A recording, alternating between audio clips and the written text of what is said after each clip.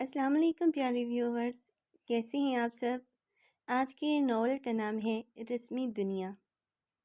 آج میری خوشی کی انتہا نہیں تھی۔ آج میری شادی کا دن تھا اور میری بچپن کی محبت آج ہمیشہ ہمیشہ کے لیے میری دلہن بن کر میرے کمرے کی مستقل مالک بن کر آنے والی تھی، اور اس کے آنے کی خوشی میں میرے ہاتھ پاؤں مسلسل پھول رہے تھے۔ میرا دل چاہتا تھا کہ میں اپنی اسٹیج پر آرٹیفیشل پھولوں کی بجائے تازہ پھولوں سے ڈیکوریشن کروں، جبکہ مجھے اس بات کا خیال ہے کہ زاہدہ میری پھپھو کی بیٹی تھی۔ اپنی اس شادی میں میں نے ایک بھی جہیز کی چیز نہیں لی تھی۔ میں چاہتا تھا کہ ہر چیز میں خود لوں، اس لیے تھوڑے تھوڑے پیسے جمع کر کے اپنی ضرورت کا نیا سامان خود خریدا، اور اب میرے کمرے میں پرانی سی چارپائی کی جگہ ایک انتہائی خوبصورت سیکنڈ ہینڈ بیڈ لا کر ڈال دیا، جسے میں نے خود اپنے ہاتھوں سے بہترین پالش کر کے بالکل نئی لک دے دی۔ بیڈ کے ساتھ ہی میں نے ایک درمیانی سائز کا صوفہ بھی لے لیا، جسے کمرے کے کارنر میں سجا دیا۔ کارپیٹ اور پردے میں نے زاہدہ کی پسند سے خریدے، کیونکہ اس کے بارے میں خواتین کی پسند ہمیشہ ہی شاندار ہوتی ہے۔ میرے نکاح کو تقریباً 3 سال ہو چکے تھے، لیکن ابھی رخصتی نہیں ہوئی تھی۔ اس دوران ہم کبھی ایک دوسرے کے آمنے سامنے اور کبھی چھپ کر ایک دوسرے سے ملتے تھے، لیکن ہمیں ایک دوسرے کے ساتھ رات گزارنے کی اجازت نہیں دی گئی تھی۔ لیکن میرے لیے یہی تھا، میرا دل جب چاہتا تھا کہ میں اس سے جا کر مل لیتا تھا۔ اگر کبھی باہر لے جاتا تو پھپھو منع نہیں کرتی تھی۔ کبھی کبھی میں سوچتا تھا کہ میرا رشتہ یہاں ہو کیسے گیا، کیونکہ پھپھو کے گھر میرا رشتہ ہونا کسی شیر لانے کے مترادف تھا، کیونکہ امی اور پھپھو کے درمیان ساری زندگی نہ بن سکی۔ ہمارے گھر نزدیک نزدیک تھے، تو میں اور زاہدہ ایک ساتھ ہی کھیل کود کر بڑے ہوئے تھے۔ یہ پوری گلی ہی ہمارے رشتہ داروں سے بھری ہوئی تھی، لیکن میں کھیلنے کے لیے صرف زاہدہ کا انتخاب کرتا، تو وہ بھی جیسے میرے ہی انتظار میں بیٹھی ہوتی۔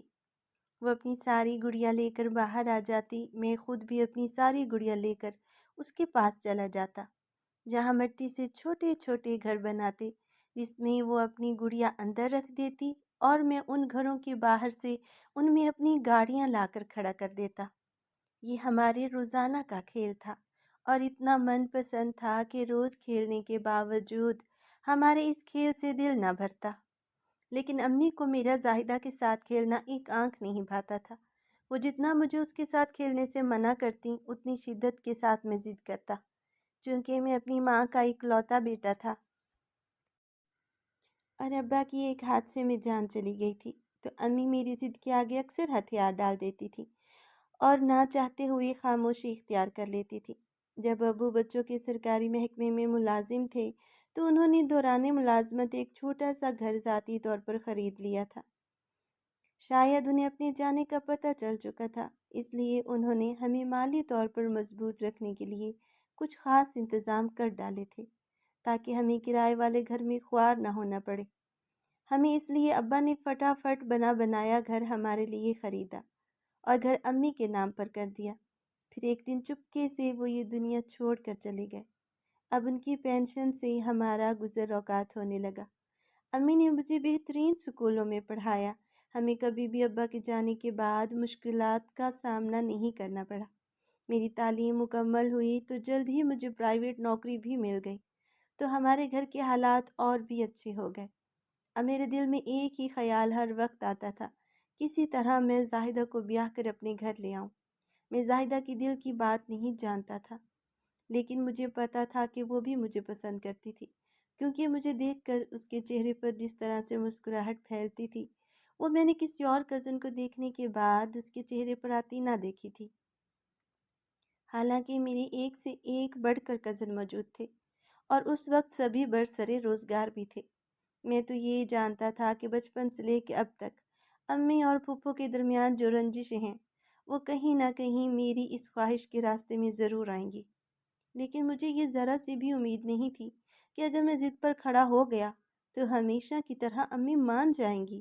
لیکن اس سے پہلے میں یہ سوچتا رہتا کس طرح زاہدہ سے تسلی سے پوچھ لوں کہ آیا وہ مجھ سے شادی کرنا چاہتی ہے یا نہیں، یا یہ صرف میری اپنی ہی خواہش ہے؟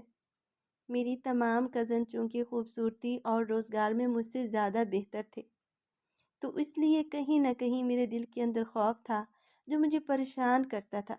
کیا میں زاہدہ کی چوائس ہوں؟ یہ خیالات ہی میرے دل کو بہت تیزی سے دھڑکاتا تھا، اور میں یہ سوچتا اگر زاہدہ نے انکار کر دیا تو اس کے بغیر میں جینے کا تصور بھی نہیں کر سکتا تھا۔ یہی وجہ تھی کہ زاہدہ سے بات کرتے ہوئے میری جان جاتی تھی۔ میں کئی بار زاہدہ کے گھر گیا لیکن اس سے بات کیے بغیر ہی آ گیا۔ ایسے میں امی میرے چہرے پر پھیلی ہوئی پریشانی دیکھ کر مجھ سے پوچھتی، کیا بات ہے، تم آج کل ضرورت سے زیادہ پریشان رہنے لگے ہو؟ تو میں ٹال جاتا، کیونکہ جب تک زاہدہ سے میں مکمل بات نہیں کر رہا تھا میں امی کو کیا بتاتا۔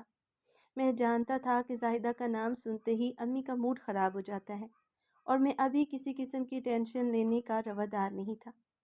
ایک دن امی نے گھر میں میلاد رکھا تو زاہدہ ہمارے گھر امی کا ہاتھ بٹانے کے لیے خود ہی آ گئی۔ پنک لباس میں پنک ہی جارجٹ کا دوپٹہ اوڑھا، وہ کسی حور سے کم دکھائی نہیں دے رہی تھی۔ میں بہانے بہانے سے اس کے ارد گرد گھومتا رہا، اس تلاش میں تھا کہ جب موقع ملے تو میں آج زاہدہ سے معلوم کر لوں کہ وہ آخر کیا چاہتی ہے۔ امی میری بےتابی کو بہت دیکھ رہی تھی، اور یہ بات میں بہت اچھے سے جانتا تھا کہ زاہدہ کے جانے کے بعد میری ٹھیک ٹھاک کلاس لیں گی امی، لیکن مجھے اس کی پرواہ نہیں تھی، اور پرواہ تھی تو صرف یہ کہ کسی طریقے سے زاہدہ سے بات کر لوں۔ میں اسی ادھیڑ پن میں تھا کہ زاہدہ نے اچانک امی سے پوچھا، مومانی کیا پکانا ہے؟ آپ مجھے بتا دیں، میں بنا دیتی ہوں۔ تو امی نے آہستہ سے کہا کہ پلاؤ ہی بنا لیتے ہیں، اور پھر امی اسے لے کر کچن میں چلی گئیں اور اس کے ساتھ پلاؤ بنانے میں مدد کرنے لگی۔ تھوڑی دیر ہی گزری تھی کہ خواتین بھی ہمارے گھر میں آہستہ آہستہ آنے لگی، تو امی ان کے پاس بیٹھ گئی۔ میں اس انتظار میں تھا کہ اب کچن میں زاہدہ اکیلی ہے، تو میں فوراً کچن میں گیا، اسے مخاطب کر کے کہنے لگا، کیا تمہیں کوئی اور پسند ہے یا نہیں؟ مجھے فوراً جواب دو۔ تو وہ اپنی بڑی بڑی آنکھوں سے مجھے گھورتے ہوئے بولی، اس سوال کا کیا مقصد ہے؟ اگر مجھے کوئی پسند ہے بھی تو میں آپ کو کیوں بتاؤں؟ میں میں فوراً بولا، تم مجھے اس لیے بتاؤ کہ میں تمہیں بہت چاہتا ہوں، لیکن اگر تمہیں کوئی اور پسند ہے تو میں چپ چاپ اپنے راستے تم سے علیحدہ کر لوں گا۔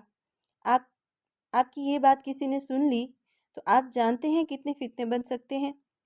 دیکھو زاہدہ، مجھے ہاں یا نہ میں جواب دو، کیونکہ یہ بہترین موقع ہے، اس کے بعد موقع نہیں ملنا۔ اگر تمہاری طرف سے رضامندی ہے تو میں آج کل میں امی کو تمہارے گھر رشتہ لینے کے لیے بھیجتا ہوں، اور اگر تم کسی اور کو پسند کرتی ہو تو بھی مجھے کلیئر کر دو۔ زاہدہ میری بات سن کر خاموش ہو گئی، وہ تیز تیز پیاز کاٹنے لگی۔ مجھے اس کی خاموشی پر اتنا غصہ آیا کہ میں نے اس کے بازو کو پکڑ کر کھینچا تو وہ ساری کی ساری گھوم کر میرے سینے سے آ لگی۔ اسے اپنی سینے سے لگے دیکھ کر میں پاگل سا ہونے لگا۔ تمہیں سمجھ نہیں آ رہی کہ میں نے کیا کہا ہے؟ میں نے سختی سے اسے کہا تو اس کی سرمئی آنکھوں میں ہلکے ہلکے آنسو تیرنے لگے، گلابی ہونٹوں پر دبی سی آہیں نکلنی شروع ہوئیں۔ شہریار، میرا بازو، وہ کرہائی تو مجھے احساس ہوا کہ میں نے اس کا بازو بہت ہی بری طرح سے اپنے ہاتھوں میں جکڑ رکھا تھا۔ جو ہی مجھے اس کا احساس ہوا تو میں نے فوراً اس کے بازو کو چھوڑ دیا۔ وہ خفا سے میری طرف کمر کر کے مڑ کے کھڑی ہو گئی۔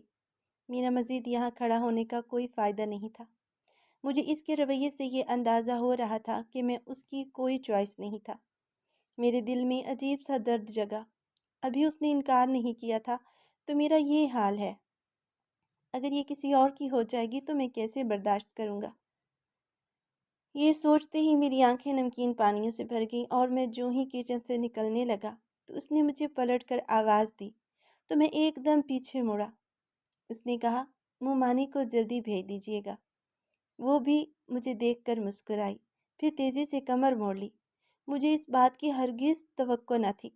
پہلے تو سمجھ نہیں آئی کہ اس نے کہا کیا ہے، اور جب میری حواس بحال ہوئی تو میں نے خوشی سے مسکرا دیا اور تیزی سے اس کی طرف بڑھا اور اس کے ہاتھوں کو چوم لیا۔ وہ ایک دم سے شرما گئی اور میں فوراً کچن سے باہر نکل آیا کیونکہ امی کچن میں داخل ہو چکی تھی اور مجھے ایسا لگا کہ جیسے وہ سب کچھ دیکھ چکی ہوں، لیکن میں ان سے نظریں چرا کر گزر گیا۔ میلاد ختم ہونے کے بعد وہ گھر جا چکی تھی اور اب مجھے امی سے بات کرنی تھی۔ میں جانتا تھا کہ یہ مشکل مرحلہ تھا، لیکن ناممکن نہیں۔ امی تھوڑی سی ضد کریں گی لیکن بالآخر مان جائیں گی۔ میں امی کی نماز پڑھنے کا انتظار کرنے لگا۔ جو ہی سلام پھیرا تو میں ان کے قریب جا کر بیٹھ گیا۔ امی مجھے آپ سے بات کرنی ہے۔ وہ فوراً بولی مجھے پتہ ہے، مجھے زاہدہ کے گھر تمہارے رشتے کے لیے جانا ہے، اور کوئی حکم؟ تو میں زمین پر ایک دم سے بیٹھ گیا۔ امی یہ آپ کہہ رہی ہیں؟ ظاہر ہے میں تمہاری ماں ہوں تو میں نے ہی کہنا ہے، لیکن امی آپ تو پھپھو زاہدہ دونوں کو پسند نہیں کرتی۔ یہ تمہاری غلط فہمی ہے میرے بچے۔ پہلی بات تو یہ ہے کہ تم میری جان ہو، اور دوسری جو تمہیں پسند ہوگا وہی میری بھی پسند ہے۔ میں بھلا تمہاری پسند سے انکار کیسے کر سکتی ہوں؟ میں کل ہی تمہاری پھپھو کے گھر جا کر زاہدہ کا رشتہ مانگوں گی۔ بس دعا کرنا اللہ خیر کرے۔ تمہاری پھپھو کے مزاج ہر وقت آسمان پر رہتے ہیں۔ دعا کرو کہ وہ کوئی دل کھٹا کرنے والی بات نہ کر دیں۔ تو میں نے امی کی گود میں اپنا سر رکھ دیا تو وہ پیار سے میرے بالوں میں ہاتھ پھیرنے لگی۔ اگلے دن امی صبح صبح ہی پھپھو کے گھر چلی گئیں اور میں چھت پر ٹہلنے لگا۔ ایک ایک سیکنڈ مجھ پہ بھاری گزرنے لگا۔ ڈر بھی لگ رہا تھا کہیں پھپھو انکار نہ کر دیں، لیکن مجھے یہ جان کر بڑی حیرانی ہوئی کہ پھپھو نے یہ رشتہ قبول کر لیا، لیکن ساتھ ایک شرط بھی رکھ دی کہ پکی نوکری ہونے کے بعد ہی شادی کی جائے گی۔ پھپھو کی یہ بات امی کو انتہائی ناگوار گزری۔ وہ میری احساسات سمجھتی تھیں، اس لیے انہوں نے پھپھو پر زور دیا کہ وہ دونوں بچوں کو کم از کم نکاح کر لیتے ہیں، کیونکہ یہ منگنیاں مجھے پسند نہیں۔ تو وہ یہ بات بھی مان گئی اور ہفتے کے اندر میرا اور زاہدہ کا نکاح کر دیا۔ لیکن رخصتی کے حوالے سے وہ پھپھو نے دو ٹوک بات کی تھی کہ جب تک شہریار کی پکی نوکری نہیں ہوتی وہ اس وقت تک زاہدہ کی رخصتی نہیں کریں گی۔ میرے لیے یہ بات غنیمت تھی۔ خیر و عافیت کے ساتھ میرا اور زاہدہ کا نکاح ہو چکا تھا، گویا وہ پکی پکی اب میری تھی۔ اب یہ ڈر نہیں تھا کہ اسے کوئی مجھ سے چھین لے جائے گا۔ رہ گئی نوکری تو وہ اس نکاح کے اگلے دن سے ہی کوشش شروع کر دی تھی میں نے، کیونکہ سچ تو یہ تھا کہ نکاح کے بعد زاہدہ کو پانے کی تڑپ میرے اندر بڑھ گئی تھی۔ میں نے ہر جگہ اپنے کاغذات جمع کروائے، یہاں تک کہ آرمی میں نوکری کے لیے بھی اپنی درخواست دے ڈالی۔ حالانکہ آرمی میں جاب پر زاہدہ بے حد خفا ہوئی، کیونکہ وہ جانتی تھی کہ اس میں مختلف شہروں میں پوسٹنگ ہوتی ہے اور انسان ایک جگہ پر ٹک کر زندگی نہیں گزار سکتا۔ کبھی کبھی تو فیملی بھی ساتھ نہیں رکھی جاتی۔ تو وہ بہت پریشان ہو گئی۔ میں ابھی اس کی پریشانی پر چڑ سا جاتا تھا۔ وہ کئی بار ہماری نوکریوں کے حوالے سے تو میں بھی ہوئی۔ یہ سب قصور تمہاری امی کا ہے، انہیں ہی پکی نوکری والا داماد چاہیے تھا۔ حالانکہ میری ملٹی نیشنل کمپنی میں اچھی بھلی جاب ہے، پے اسکیل بھی اچھا ہے، لیکن تمہاری امی کو تو بس داماد گورنمنٹ جاب والا چاہیے۔ اب یہ بھی کوئی بات ہے بھلا؟ اس بات کو مدعا بنا کر بیٹھی ہیں وہ، رخصتی نہیں کر رہی۔ میری امی رخصتی نہیں کر رہی یا آپ کی امی رخصتی کر کے لانا نہیں چاہتی؟ اگر مومانی ذرا سا بھی امی پر زور ڈالتی تو یہ مسئلہ حل ہو سکتا تھا۔ آخر امی کب تک ضد کر سکتی ہیں؟ لیکن آپ کی امی بھی تو رخصتی نہیں چاہتی نا۔ اب تم میری ماں پر ڈال دو یہ جاب والی بات۔ میری ماں نے نہیں، تمہاری ماں نے کی ہے۔ ابھی میں رخصت ہو کر بھی نہیں آئی اور آپ نے میری ماں اور تیری ماں لگا لی ہے۔ بعد میں کیا ہوگا؟ وہ منہ پھلا کر دوسری طرف دیکھنے لگی تو مجھے اس کی اس ادا پر بہت پیار آیا۔ وہ اکثر لڑتے لڑتے کوئی نہ کوئی ایسی بات کر جاتی کہ میرا سارا غصہ وہیں کا وہیں دھرا رہ جاتا۔ مجھے احساس ہو رہا تھا کہ جاب کو لے کر ہم دونوں ہی بہت تلخ ہو جاتے تھے۔ ہمارے بڑوں کے فیصلے ہم دونوں کی زندگیوں کو متاثر کر رہے تھے۔ میں جتنی کوشش کرتا کہ اس سے بحث نہ کروں، لیکن پتہ نہیں کیسے میرے اور اس کے درمیان بحث ہو جاتی، اور آج بھی ہمیشہ کی طرح میں تلخ ہو گیا۔ اپنے برے رویے کے ساتھ اس سے پیش آیا تو منانے کے لیے میں نے اسے آفر دی کہ آج ہم آئس کریم کھانے باہر چلتے ہیں، تو وہ فوراً راضی ہو گئی۔ اور وہ ایسے ہی تھی، بالकुल बच्चों की तरह नाराज़ होती थी और फिर बच्चों की तरह ही मान जाती। वो दिल में बहुत ज़्यादा रंजिश या नाराज़गी नहीं पालती थी और मुझे उसकी ये अदा अच्छी लगती थी। एक दिन मुझे आर्मी से एक लेटर आ गया तो मैं घर में किसी को बिना बताए वहाँ निकल खड़ा हुआ। मेरा इंटरव्यू और फिर फिज़िकल टेस्ट भी ले लिया गया था, जिसे मैंने बहुत ही अच्छे तरीके से पास कर लिया था। अगले हफ्ते मेरा मेडिकल टेस्ट था, जिसके लिए मुझे बुला रहे थे। लेकिन मैंने घर में इस हवाले से किसी से कोई बात ना की थी।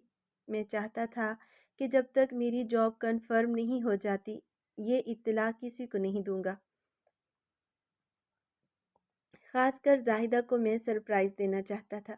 अलबत्ता अम्मी को मैं ज़हनी तौर पर आहिस्ता आहिस्ता तैयार करने लग गया था, क्योंकि आर्मी की नौकरी में एक शहर से दूसरे शहर पोस्टिंग होती रहती है और कभी भी मेरे बगैर यूँ तन तनहा नहीं रही थी, तो उनके लिए नौकरी एक बहुत बड़ा धचका बन सकती थी। इसलिए मैं अम्मी को ज़हनी तौर पर तैयार करना शुरू कर दिया था। अगर आप मेरी नौकरी किसी दूसरे शहर में लग जाती है तो आपको अकेला रहना पड़ सकता है। तो अम्मी इंतहाई हिम्मत के साथ जवाब देती, चलो अल्लाह खैर करेगा, तुम्हारी नौकरी तो लगे ताकि मैं तुम्हारी दुल्हन घर ले आऊँ। तो मैं अम्मी को कहता कि अगर आप थोड़ी सी फूफो से ज़िद करती तो वो मान जाती। लेकिन सही तो ये है कि अम्मी आपका भी दिल नहीं चाहता। निकाह के कई सालों बाद मेरा गिला होठों से निकल ही गया तो मुझे अम्मी तअज्जुब से देखने लगी। तुम्हारा ख्याल है अब मैं तुम्हारी फूफो के कदमों में बैठकर रिश्ता मांगूं? अब यही कसर रह गई है। कहते हो तो इन सफ़ेद बालों के साथ जाकर तुम्हारी ख्वाहिश की खातिर उनके पैरों के तलवे भी चाट लेती हूँ। अम्मी इंतहाई गुस्से से बोली तो मैं उठकर उनके कदमों में बैठ गया। अच्छा अम्मी, नाराज़ मत हो। जहाँ इतने बरस इंतज़ार कर लिया वहाँ कुछ वक्त और सही। अल्लाह खैर करे और मेरी पक्की नौकरी लग जाए तो फूफो की आरज़ू भी पूरी हो जाएगी। ज़ाहिर है हर बेटी की माँ अपनी बेटी का अच्छा मुस्तकबिल ही चाहती है। और कच्ची नौकरियों का क्या है, आज हैं तो कल नहीं।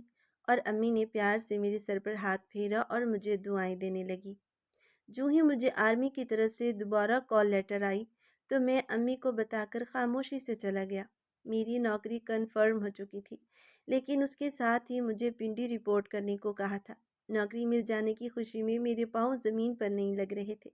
मैं घर आया और सबसे पहले मैंने ये खबर अम्मी को सुनाई। उन्होंने अल्लाह का शुक्र अदा किया और फिर ये खबर सुनाने के लिए फूफो के घर गई। उन्हें ये खबर सुनाई तो वो भी बहुत खुश हुई, लेकिन जाहिदा का मुंह लटक गया। मैंने उसे तसल्ली दी कि पिंडी कोई बहुत दूर जगह नहीं है, नज़दीक है, और अगर तुम कहोगी तो मैं रोज़ाना भी आ सकता हूँ, कोई इतना मसला नहीं है। तो वो नम आंखों से मुस्कुराने लगी। अगली सुबह मेरी रवानगी थी, तो उसके लिए एक रात मैंने जाहिदा से मिलने को कहा तो वो तज़ब्ज़ब का शिकार हो गई। रात को कैसे उठ कर आऊँगी? तो मैंने उसे गुस्से से धमकाया कि अगर तुम मेरी बीवी हो तो तुम्हें हुक्म अदुली की इजाज़त नहीं है। उससे मैंने 2 ऑप्शन दिए कि या तो तुम अपने घर आ जाओ या फिर मेरा अपने घर आने का इंतज़ार करो। तो उसने मुझे कहा कि आप ही हमारे घर आ जाएँ, क्योंकि अम्मी आज मोहल्ले की एक शादी में शिरकत करेंगी, तो उस दौरान आप आकर मिल लें मुझसे। तो मैं खुश हो गया और फूफो के घर से जाने का इंतज़ार करने लगा। ज्यों ही फूफो घर से निकली तो मैं चुपके से जायदा के घर में दाखिल हुआ और उसे लेकर फ़ौरन कमरे में चला गया। और फिर तन्हाई में हम दोनों जज्बात में बह गए। पहली बार हक की ज़ौजियत अदा करने के बाद एक अजीब सी सरशारी हम दोनों के पास थी। फिर मैं उससे इजाज़त लेकर अपने घर की तरफ आ गया। मेरा दिल घर आने को नहीं चाह रहा था, लेकिन मजबूरी थी, क्योंकि अगर रात के वक्त इस आलम में फूफो मुझे अपने घर देख लेती तो यकीनन खफा होती। वैसे भी वो मुझे अपने घर रुकने की इजाज़त नहीं देती थी। हालांकि निकाह के बाद शरई तौर पर हम मियाँ बीवी बन गए थे, लेकिन ये समाज की रस्में बिला वजह ही इंसानों के दरमियान ठेकेदार बनकर आ जाती हैं। अगले दिन मैं पिंडी आ गया। यहाँ मुझे मुझे अपना मेडिकल करवाने को कहा गया। मेरा मेडिकल मुकम्मल हुआ तो मुझे डॉक्टर ने कहा कि आपकी यूट्रस में कुछ इन्फेक्शन है, आप अपने टेस्ट करवा लें। मैंने अपने टेस्ट करवाए, जिनकी रिपोर्ट आई तो मुझ पर एक बम फूटा। उस रिपोर्ट के मुताबिक कभी भी मैं बाप नहीं बन सकता था। یہ خبر سن کر میرے قدموں کے نیچے سے زمین نکل گئی۔ ایک کے بعد ایک آزمائش نے میرا دماغ معاف کرنا شروع کر دیا۔ اس خبر کے لیے ذہنی طور پر تیار نہ تھا میں۔ میری آنکھوں کے سامنے زاہدہ کا چہرہ گھومنے لگا۔ اسے تو بچے بہت ہی پسند تھے۔ وہ نکاح کے بعد کئی بار بچوں کے بارے میں بات کر چکی تھی۔ اب کس منہ سے اسے اپنی زندگی میں شامل کروں؟ ایک جیتی جاگتی خواہشوں سے بھری خواب دیکھنے والی لڑکی کو آخر کب تک اس کی اس نیچرلی خواہش سے دور رکھ سکتا ہوں میں؟ جانتا تھا جانتا تھا نوکری ہو جانے کے بعد اب امی اور پھپھو کے پاس مزید ہمیں ایک ہونے سے روکنے کا کوئی جواز نہیں ہے، لیکن یہ سب جب مجھے یاد آتا تو اس کے ساتھ ہی مجھے اپنی کمزوری کا احساس بھی جاگ پڑتا۔ اگلی صبح میں جلد ہی پنڈی کے لیے نکل گیا۔ جب میں اپنی یونٹ پر پہنچا تو کسی لوٹے پوٹے ہارے ہوئے انسان کی طرح اپنے بیڈ پر جا کر بیٹھ گیا۔ میرے کولیگ نے، جو بہت ہی اچھے انسان تھے، انہوں نے مجھے یوں سر جھکا دیکھا تو پوچھا، سب خیر تو ہے نا؟ ان کی بات میں نہ جانے کیا تاثیر تھی کہ میں بلک بلک کر رونے لگا۔ انہوں نے میرے کندھے پر ہاتھ رکھا، مجھے کہا کہ کیا ہوا، کھل کر بتاؤ، شاید میں تمہاری مدد کر سکوں۔ تو میں نے اپنی بیماری کے حوالے سے بتایا۔ میں باپ نہیں بن سکتا اور میرا نکاح ہو چکا ہے اور میری بیوی کو بچے بہت ہی پسند ہیں۔ اگر میری اس کے ساتھ شادی ہو جاتی ہے تو سال 2 سال بعد جب وہ بچوں کی خاطر گائنی ڈاکٹر کے پاس جائے گی تو لامحالہ ڈاکٹر میرے ٹیسٹ بھی کروانے لگے گی۔ تو ایسے میں میری پولز اس کے سامنے کھل جائے گی کہ میں تو باپ بننے کی صلاحیت ہی نہیں رکھتا۔ تو ایسے میں ہمارا رشتہ کیسے پائیدار رہ سکے گا؟ تو وہ ایک دم سے مجھے تسلی دیتے ہوئے بولا، بس اتنی سی بات اور تم اس قدر پریشان ہوئے بیٹھے ہو؟ تم اسے چٹکی میں حل کر سکتے ہو۔ ہمارے ایک جاننے والے حکیم ہیں، میں تمہیں ان کے پاس لے کر چلتا ہوں، تم ان سے دوائی لینا، بڑے بڑے لوگ ان سے ٹھیک ہو گئے ہیں، تم بھی اللہ کے حکم سے ٹھیک ہو جاؤ گے، بس اللہ سے امید مت توڑنا۔ میں نے حکیم سے دوائی لینا شروع کر دی اور میں دل سے پر امید تھا کہ میرا یہ مسئلہ حل ہو جائے گا۔ اگلی دفعہ جب مجھے چھٹی ملی تو میں نے امی کو کہا کہ اب زاہدہ کی رخصتی کروا کر لے آئیں، اور پھر جب پھپھو کی طرف سے رضامندی مل گئی تو میں نے خوشی خوشی اپنا کمرہ تازہ پھولوں کی لڑیوں سے سجایا۔ پھر وہ خوشی کا لمحہ آن پہنچا جب میں اور زاہدہ اب ایک ہونے والے تھے۔ اب مجھے اسے چھپ چھپ کر ملنا نہ پڑتا۔ ایک چھوٹی سی تقریب میں امی زاہدہ کو رخصت کروا کر میرے کمرے میں لے آئیں، لیکن میں جیسے ہی کمرے میں گیا تو دیکھ کر حیران رہ گیا کہ زاہدہ تو امید سے لگ رہی تھی۔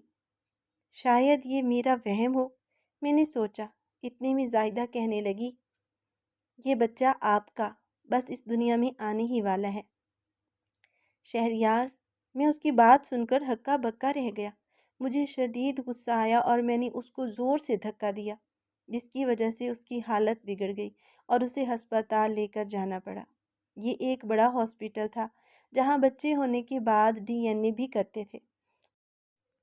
میں نے ڈاکٹر سے کہا کہ مجھے اپنا اور پیدا ہونے والے بچے کا DNA کروانا ہے، تو ڈاکٹر میری طرف حیران نظروں سے دیکھنے لگا، لیکن جب اس نے میرے چہرے پر سنجیدگی دیکھی تو سمجھ گئے کہ معاملہ انتہائی سنگین ہے۔